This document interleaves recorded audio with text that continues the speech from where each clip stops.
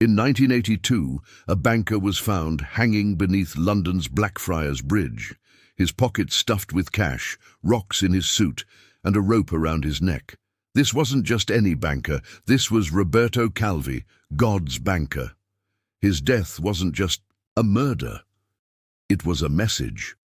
What crime led to a body dangling under a bridge? He looked too deeply into the world's most secretive financial empire, built not on oil or technology, but on faith itself. Welcome to Vatican Finances, where prayers and profits intertwine, billions move through sacred corridors, and those seeking transparency end up silenced. Today I'm taking you inside God's bank, where faith meets high finance in a deadly game centuries old. For billions, the Vatican represents spiritual authority. The faithful seek blessings, unaware they stand atop one of Earth's most powerful financial institutions. The Holy See owns over 5,000 properties worldwide. In the United States alone, the Catholic Church controls assets worth $170 billion annually, exceeding automotive giant Stellantis with all its brands. But this isn't just about wealth. It's about a shadow system where charity money disappears behind veils of secrecy, scandals end in mysterious deaths, and reform attempts face fierce resistance. The Church's financial story began centuries ago. During the Renaissance, Rome needed constant income, finding a brilliant solution, selling indulgences. Think of spiritual insurance, pay the Church, sins forgiven. The more serious the sin, higher the price. The perfect business, selling an invisible product with infinite demand. This commerce filled Vatican coffers until Martin Luther challenged it, sparking the Protestant Reformation and cutting a major revenue stream. The most devastating blow came in 1789, when Napoleon's troops invaded Rome. They proclaimed a republic and deported Pope Pius VI. The Church seemed finished. Yet, like the phoenix, the Vatican would rise, but needed money desperately. In 1830, something unthinkable happened. The Vatican reached out not to Catholic nobility, but to the Rothschilds, Europe's most powerful Jewish banking family. James Rothschild lent the equivalent of 40 million euros, a lifeline sparking fierce criticism. Some called it betrayal, but the Pope saw survival. With this capital, the Vatican rebuilt its empire, issuing bonds, investing in real estate, taking stakes in banks. Money multiplied again. By World War I, the Church held a central role in European finance. Germany, valuing Vatican alliance, sent funds through Swiss banks disguised as religious offerings. Austria followed. The Church became the perfect channel for covert operations. 29 marked a turning point when Mussolini signed the Lateran Treaties, recognizing Vatican City as sovereign and paying the equivalent of $1 billion today. To manage this fortune, during the Great Depression, the Vatican appointed Bernardino Nogara, a silent but brilliant financial mind. His credo, profit at any cost. Arms, banks, insurance, nothing was off limits. Nogara used shell companies to avoid scrutiny.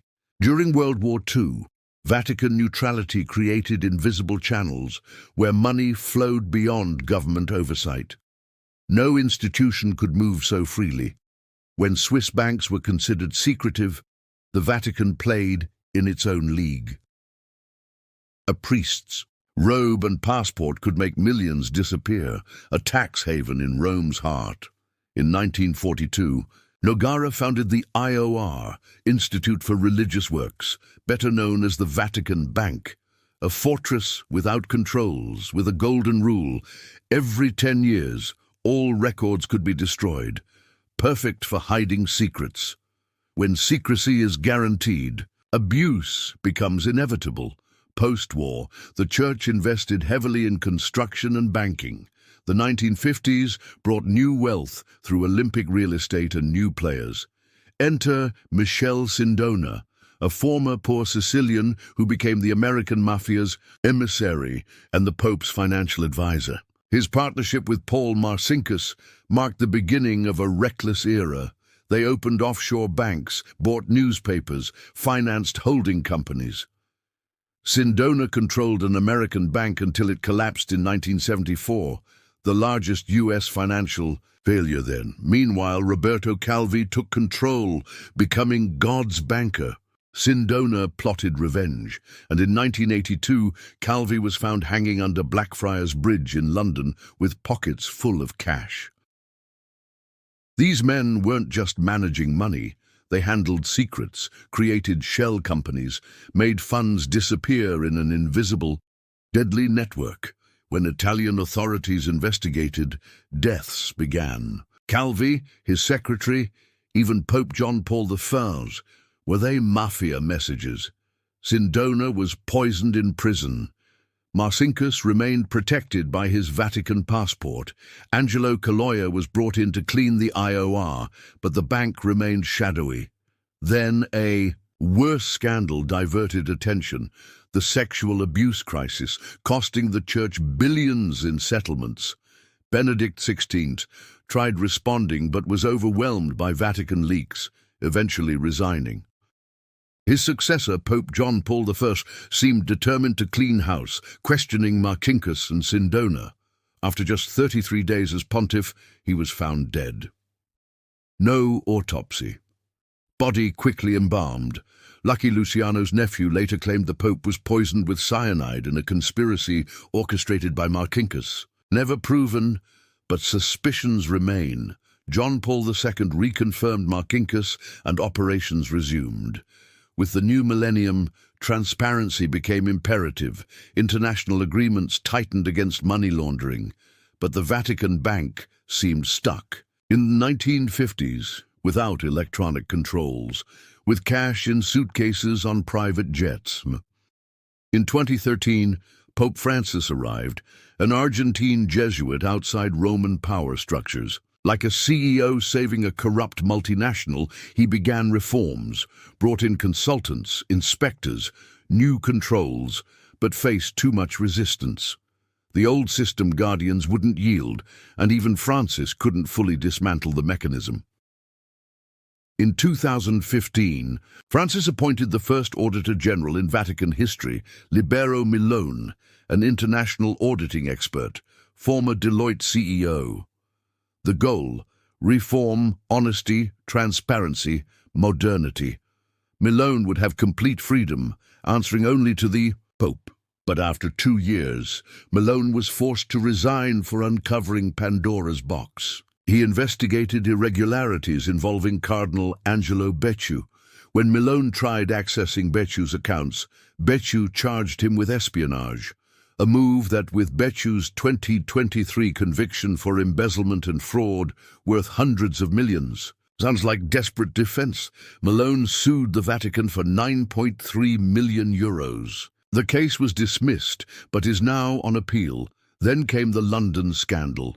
€200 million in donations meant for the poor invested in a luxury London palace.